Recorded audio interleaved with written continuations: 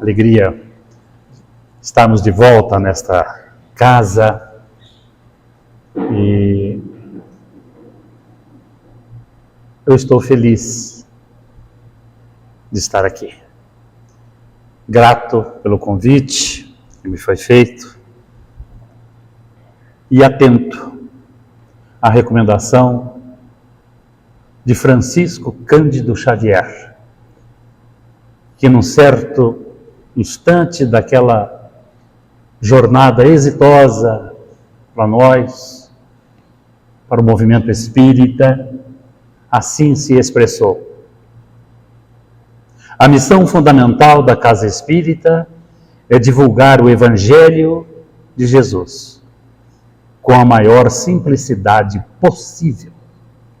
Palavras de Francisco Cândido Xavier. O evangelista Mateus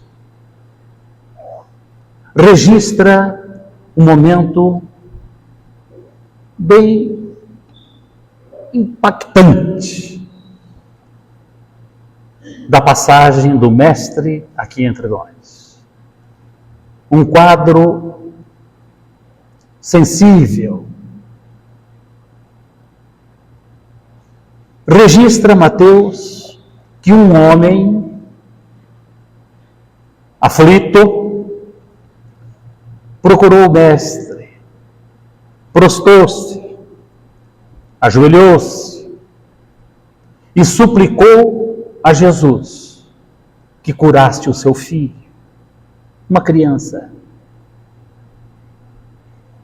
Meu filho, por vezes, lança-se na água, depois no fogo. Dá para imaginar o sofrimento deste pai vendo uma criança agindo assim? E aquele homem aflito, adianta que ele procurou alguns discípulos de Jesus, do Mestre, e eles não conseguiram debelar aquele sofrimento da criança. Jesus, após algumas considerações, disse: traga-me esta criança. E de pronto o curou, livrou daquela situação tão embaraçosa, motivo de tantas tristezas para aquele pai. Os discípulos, alguns, o procuraram depois e falaram: Mestre, por que nós não conseguimos curar aquela criança? E Jesus responde que aquilo se deveu pela incredulidade deles. Aí, o ponto grandioso de ensinamento. Quando Jesus, o pedagogo por excelência, faz uma comparação grandiosa, dizendo que se eles tivessem fé do tamanho de um grão de mostarda, eles poderiam remover montanhas. Afasta-te para lá ou para cá. E encerra aí o registro deste fato pelo evangelista Mateus. Kardec, capítulo 19 do Evangelho segundo o Espiritismo, vai em busca deste registro do evangelista e estrutura o capítulo 19. É um capítulo relativamente curto, não é muito extenso, como o capítulo 5, por exemplo, que é o maior de todos, mas tem ali vários subtítulos. E o título maior, o título do capítulo, A Fé Remove Montanhas. Kardec, de pronto, nos esclarece algumas coisas. num primeiro momento, que essas montanhas, a remoção, o afastamento de montanhas, só pode ser entendido sob o aspecto moral. São as nossas imperfeições, as nossas mazelas, as nossas fraquezas, as nossas inferioridades,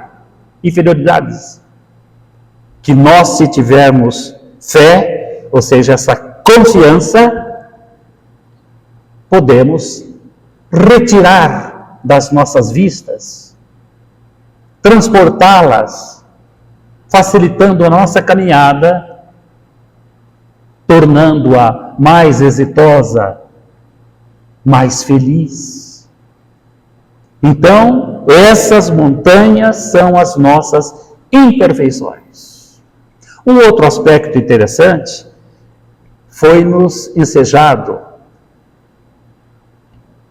de um modo muito interessante por Rodolfo Caligares, o notável escritor que já retornou à pátria espiritual há muito tempo, falando sobre essa comparação do grão de mostarda. Ele nos esclarece que a sementinha deste vegetal é muito pequena, minúscula, contudo, deitada em terra e tendo ali os recursos próprios para a germinação, se transforma na maior das hortaliças. Daí a colocação de Jesus, que sabia sensibilizar aqueles que o ouviam, indo aos polos, aos extremos, para que o ensinamento encontrasse maior receptividade. Literalmente, sementes de luz para aqueles que o ouviam e, por extensão, a nós todos. Pois bem, sobre este assunto, esta fé firme, a ponto de remover as montanhas das nossas imperfeições, ela requer a luz da doutrina espírita, nos enseja uma amplitude maior, tudo à luz da razão, para que nós encontremos uma aplicação em nossas vidas e que o progresso possa verificar-se sobre qualquer apreciação intelectual, moral, espiritual. Base para esta fé inabalável, aquela que encara a razão face a face, como registrou Kardec, em qualquer época, em qualquer momento. A base desta fé, esta certeza daquilo que nós não vemos, mas trazemos nos reforços da alma, que há uma providência divina, a nossa destinação, e se acreditar nisso, refletindo numa postura de melhoria constante. A base desta fé é aquela expressão, aquela palavra utilizada por Jesus no início do Sermão da Montanha. O Sermão da Montanha, o mais completo roteiro ético-moral, ético-comportamental que o planeta já viu, porque nada se compara ao Sermão da Montanha. Ele começa o registro do mesmo Mateus, nos capítulos 5, 6 e 7 do seu livro. Jesus começa enaltecendo as virtudes, como explicativo porquê. E após enumerar 8 bem-aventuranças, começa a 9ª frase com a palavra composta, bem-aventurados, mas com um foco diferente, voltando-se para o povo que estava no sopé do monte. Daí, todo o capítulo 5 do Evangelho de Mateus todo o capítulo 6, todo o capítulo 7, terminando lá no final do capítulo 7, com a parábola dos 2 alicerces. A primeira bem-aventurança: bem-aventurados os pobres de espírito, porque deles é o reino dos céus. Kardec nos socorre. Parece que ele se apressa até em nos socorrer, dizendo que pela expressão pobres de espírito, Jesus estava se referindo aos humildes. Simples assim, para o nosso entendimento. E segue-se as outras bem-aventuranças: bem-aventurados que sofrem, porque serão consolados; bem-aventurados os misericordiosos; bem-aventurados limpos de coração. E prossegue. Mas a primeira bem-aventurança: bem-aventurados humildes, porque deles é o reino dos céus. Humildade.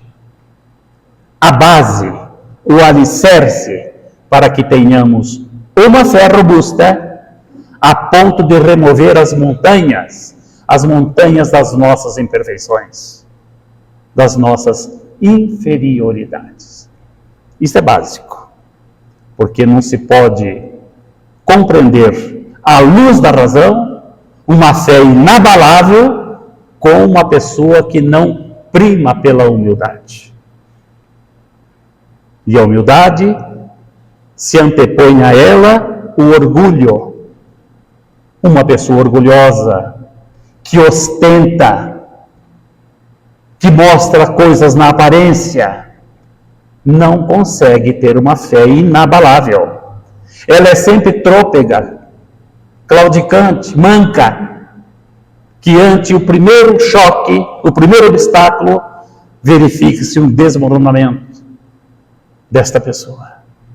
Base para a fé, a ponto de remover montanhas, a humildade. É isso que nós precisamos compreender, que nos esclarece a doutrina espírita. A fé de que nos fala o Espiritismo, tudo à luz da razão, é sempre calma, benevolente, compreensiva, e segue-se todo um conjunto de condutas que brotam naturalmente da humildade. Meus amigos, um outro aspecto que é enfatizado, não somente neste capítulo, mas no conjunto da obra, o Evangelho segundo o Espiritismo, no Livro dos Espíritos, nas obras básicas, é esse atrelamento, esta ligação direta de fé, que tem a base na humildade, isto é básico, com a ação, as boas ações. Pestalozzi, que é tido como o pai da pedagogia, que foi professor de Kardec, costumava se referir, lá na sua escola, no seu instituto, no castelo de Verdun, na Suíça, que o homem é essencialmente cabeça, a usina geradora, o coração, onde o homem pode sublimar o que é engendrado aqui, e braços, simbolizando a ação.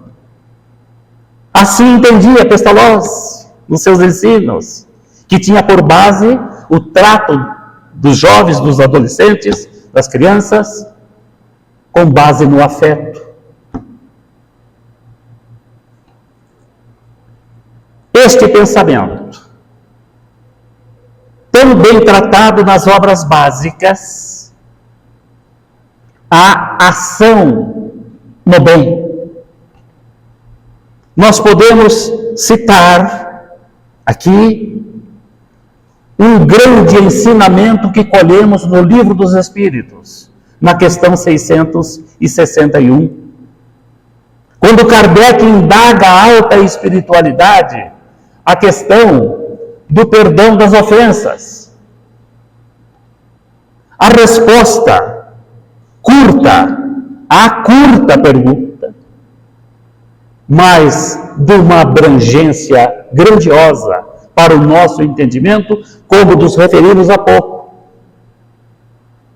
Tudo à luz da razão. Não há choque, encrenca com a razão. É racional. Respondem os espíritos. Kardec registra, questão 661.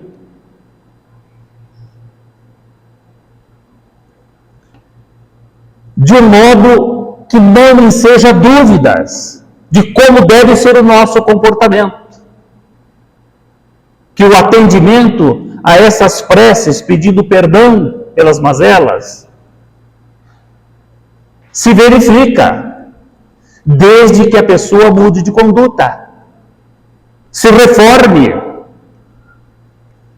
Mas a curta resposta não para aí. Os espíritos vão além, dizendo que as melhores preces, as mais eficazes, são as boas ações. E não para aí. E a questão 661. Porque as boas ações valem mais do que palavras. Mais claro que isso, é muito difícil. É muito evidente de como devemos nos comportar aqui, envergando este uniforme nessa grande escola, que é o planeta Terra, que é o local certo para nós, apropriados para nós, que no dizer de André Luiz, pelas mãos de Chico Xavier, é onde nós temos o que merecemos e o que necessitamos. Mudanças de comportamento, a começar de dentro de casa. As melhores preces são as nossas boas ações, as ações no bem. Há um registro muito interessante que nos enseja, além de uma boa leitura, até romanceada, parecendo uma dissertação juvenil, nós encontramos na Bíblia, lá no Velho Testamento, com o livro Tobias. Muito interessante. A saga daquela família, Tobias com o seu pai, com a sua mãe, Tobit, o pai, a mãe, Ana, em pleno cativeiro na Síria. Ali se desenvolve uma história interessantíssima, cultuada pelo povo hebreu. Isso aproximadamente 800 anos antes de Jesus. Muito bem. E que passou de geração para geração, de acordo com a cultura hebraica judaica, e cerca de 200 anos antes de Jesus recebeu o registro e que compõe a Bíblia. Muito bem. A conduta dessa família, ali registrada naquela saga daquela família, em pleno cativeiro, e abrimos aqui um parêntese. O Império Assírio foi o mais cruel de todos. Nenhum outro império superou os assírios em crueldade. Império Persa, Babilônio, o próprio Império Romano, da época de Jesus. Mas aquela família se manteve, assim está registrado, recebendo o olhar grandioso da espiritualidade pelas ações que eles praticavam, as boas ações. Fazendo, como nos fala Kardec, no capítulo 10, lá na parte final, Instruções dos Espíritos, aquela convocação de duas mensagens que Kardec colheu, dizendo: espíritas, convocando-nos a fazer abstração de nós mesmos e nos voltarmos para o nosso próximo.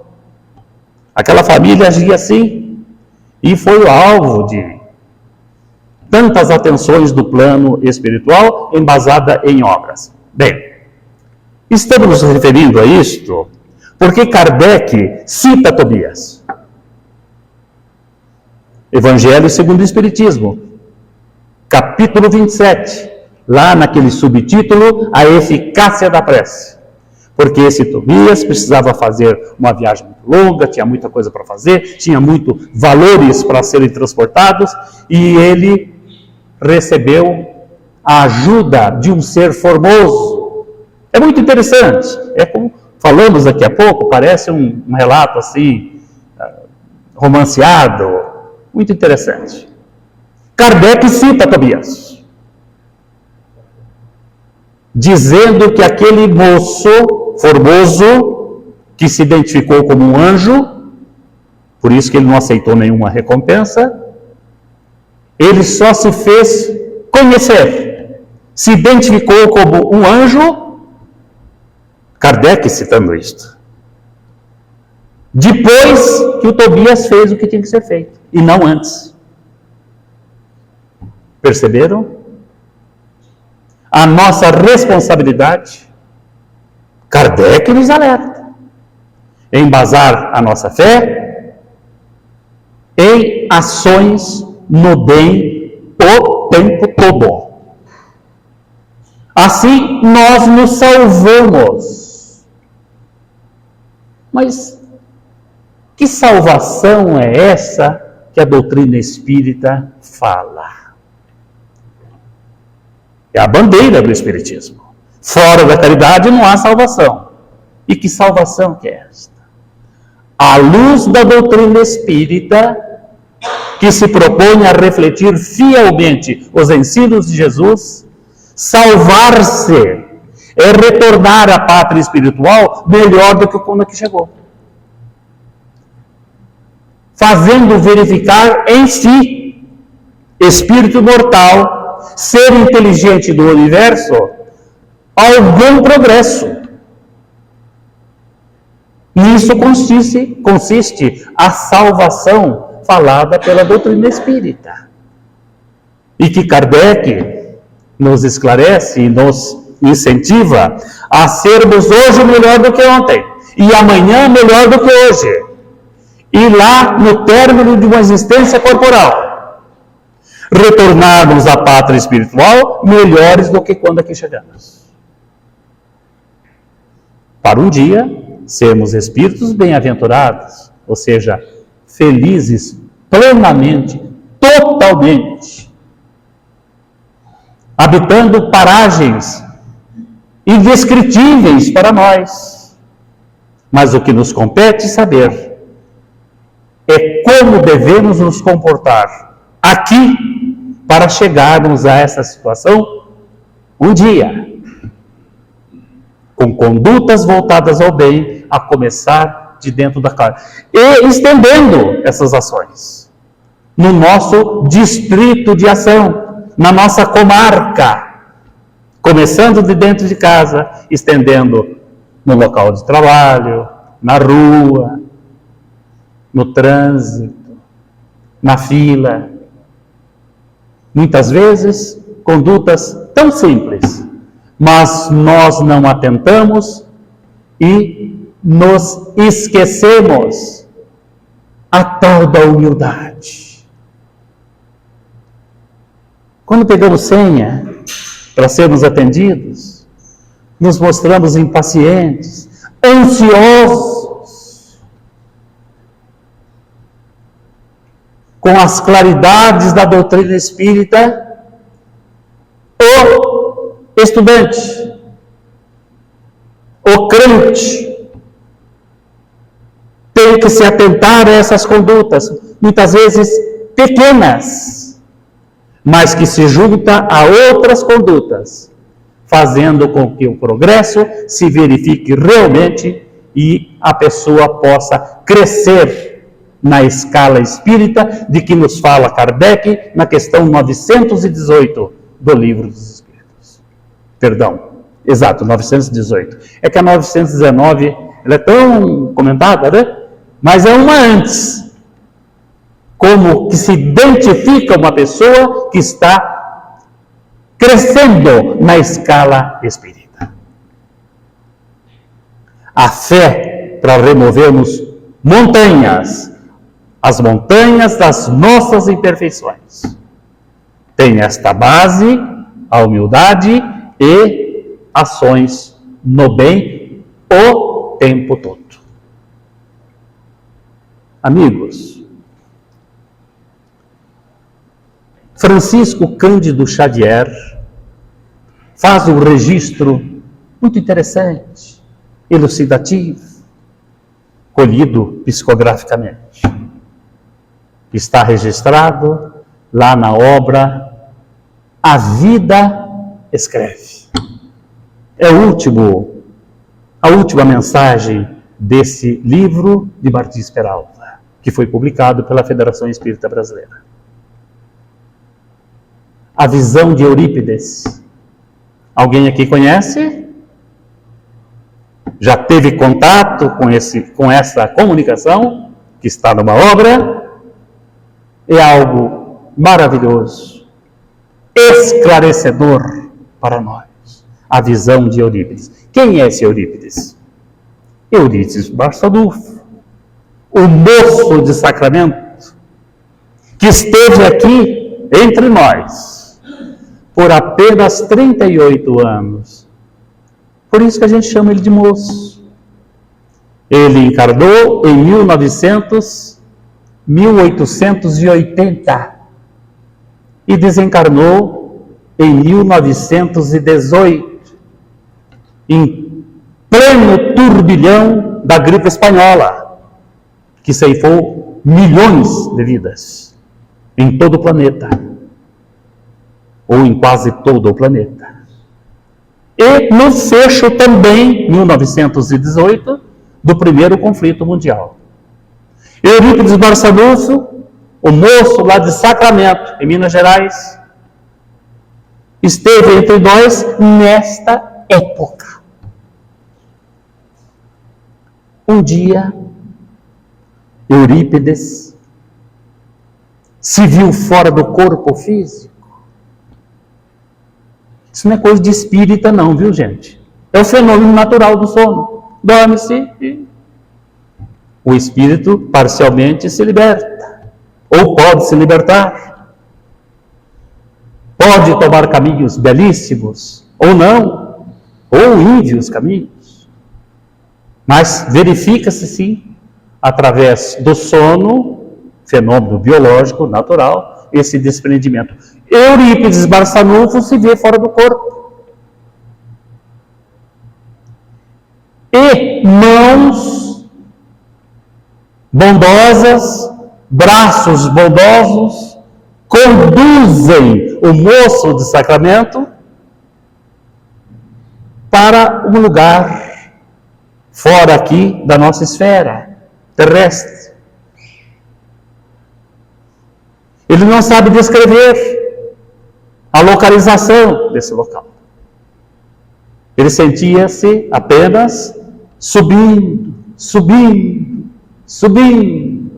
conduzido por aquelas mãos amoráveis, benevolentes. Quanto tempo demorou? Não sabe. Mas há um certo momento em que ele se vê num local diferente, paisagem diferente, ar diferente, incapaz de dar um passo à frente ou de retroceder. Quando ele vislumbra à sua frente, guardando uma certa distância, um ser envolto em uma doce luz. E Eurípides Barçanufo identifica que ali estava o Mestre Jesus. Daí a expressão também comum para os espíritas, que Eurípides era a pessoa que conversou com Jesus. E ele percebeu que Jesus chorava. E ele se sentiu um pouco responsável por aquilo. Ali, naquele local diferente, num tempo de quase 20 séculos desde a crucificação, pelos desmandos que os homens perpetraram, muitos deles em nome de Jesus. Ele sentiu-se responsável, sentiu que precisava fazer alguma coisa, porque Jesus chorava. A custo, ele consegue fazer uma pergunta e disse: por que choras, mestre? Jesus não respondeu. E ele resolveu insistir. Sentia-se responsável por aquela situação. E consegue articular uma outra pergunta. O mestre chora pelos ingratos, pelos inconsequentes, pelos desviados. Aí Jesus respondeu: não, meu filho, não choro por esses. Eu choro, esses são alvos do nosso carinho, da nossa atenção, do nosso apoio, mas não choro por eles. Eu choro por aqueles que ouviram a minha palavra e não a cumprem. Foi quando Eurípides Barçanufo, o moço de Sacramento, sente que aquelas mãos, aqueles braços, o conduziam numa viagem de volta. Sentiu apenas que descia para se juntar ao corpo físico que repousava no seu quarto. Acordou com a lembrança nítida do encontro que ele teve com o mestre. E informa-nos o autor, no seu livro, A Vida Escreve, pelas mãos de Francisco Cândido Xavier, que naquela madrugada, Eurípides Barçanufo não mais dormiu. E dali, daquele dia, até o seu desencarne, ele não teve um momento de descanso. Totalmente voltado ao bem-estar do próximo, lá na Pequena Sacramento. Tempo integral. Abro aqui um parênteses. Quando eu era bem jovem, era comum uma expressão muito interessante. Hoje a gente não tem ouvido mais isso, não. Mas ela ainda prevalece. Que quando alguém quer se referir a uma outra pessoa muito eficaz, competente, prestativa, costumava-se falar que aquela pessoa tinha uma característica interessante, que quando a gente pensava que ele estava indo, ele já estava voltando. Com Eurípides Barçanufo se aplicava este pensamento, porque a dedicação dele ante o próximo, os necessitados, foi integral até o seu desencarne. A explicação que Jesus lhe deu, a razão do seu pranto, é muito significativa para todos nós que temos esses holofotes da doutrina espírita, esclarecendo-nos quem somos, por que estamos aqui e o que nos compete fazer para que um dia possamos desfrutar da situação que Jesus delineou no Sermão da Montanha, a condição de bem-aventurados. O Espírito sabe, muitas vezes com algumas visitas à casa espírita, como eu conversava com o nosso irmão Wagner agora há pouco, ou de folhear um pouco Kardec. Já dá para termos uma noção do que nos compete fazer, com condutas renovadoras, a começar de dentro de nossas casas. Falamos do Sermão da Montanha, agora há pouco, o início do Sermão da Montanha. E falamos também que o encerramento daquele sermão foi com uma parábola, a parábola dos 2 alicerces. Assim registrou Mateus a palavra de Jesus. Aquele que ouve as minhas palavras e as cumpre, eu os comparo a um homem sensato, que edificou a sua casa sobre a rocha, e caíram as chuvas, e sopraram os ventos, e correram os rios, que se abateram sobre aquela casa, e aquela casa não caiu, porque estava edificada sobre a rocha.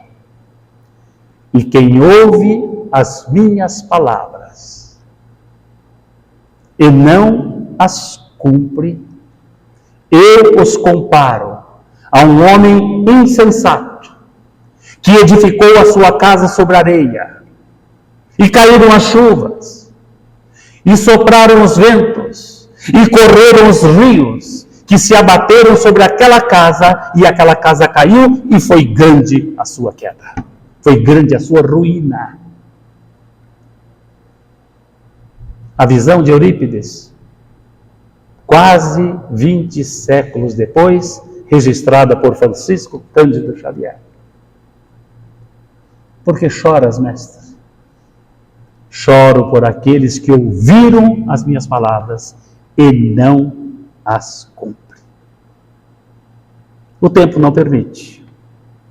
Mas nesses instantes que estamos passando, em plena transição do planeta para um mundo melhor, se alguém aqui souber de uma queda da casa moral para o espírito imortal, maior do que ser tirado daqui e mandado para um planeta inferiorizado, tendo em vista a promoção do planeta, se alguém souber, depois da palestra me conta. Eu gostaria de saber.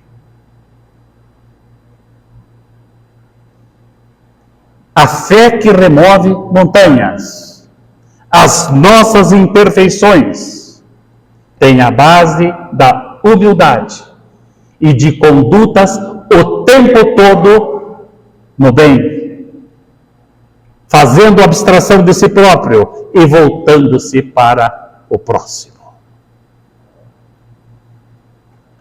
Após a crucificação de Jesus, um moço que se identificou como Tiago, temente a Deus, é a identificação dele, e seguidor do nosso Senhor Jesus Cristo, só. Ele escreve uma epístola, uma cartinha, que recebe o nome de livro, no Novo Testamento. 2 folhas só. E tem 5 capítulos curtos.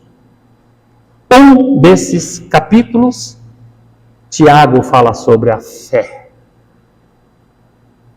Eu cito aqui 2 momentos desse registro, bastante esclarecedores. Fala-nos Tiago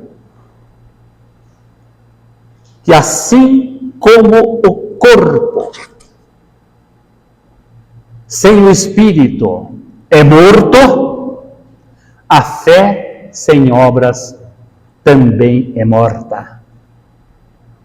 E mais à frente, uma dramatização numa frase que eu vejo uma grandeza incomparável. Quando ele assim se refere: mostra-me a tua fé sem obras, que eu te mostrarei a minha fé pelas minhas obras. é para meditarmos. Quando folheamos Evangelho segundo o Espiritismo, o Livro dos Espíritos, os relatos grandiosos da obra O Céu e o Inferno, nos conscientizarmos melhor como devemos nos comportar e aperfeiçoarmos a nossa fé, que é passível de crescimento também, à luz dessa doutrina maravilhosa, grandiosa, a terceira revelação, ajudando-nos quais holofotes poderosos na nossa trajetória rumo à nossa destinação.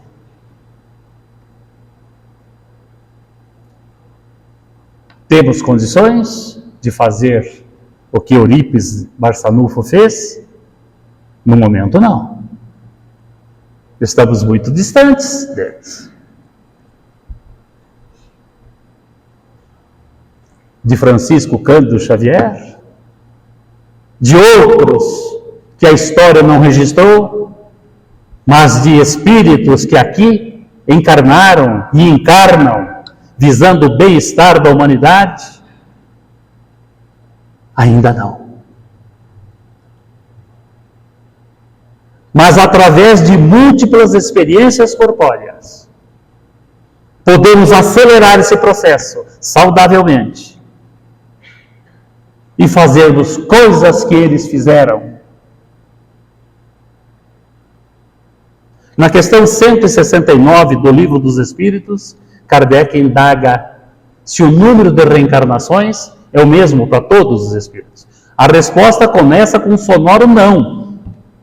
Claro que não. Porque alguns se poupam de certas situações e aceleram esse processo. Outros mais acomodados. Contudo, o número de reencarnações é muito grande para todos, pois pode-se dizer que o progresso é quase infinito. Questão 169 do Livro dos Espíritos. Nós estamos numa escola, envergando este uniforme, mas a nossa destinação, a vida real, não é com este uniforme. Estamos aqui, como um aluno está numa escola, por algum tempo.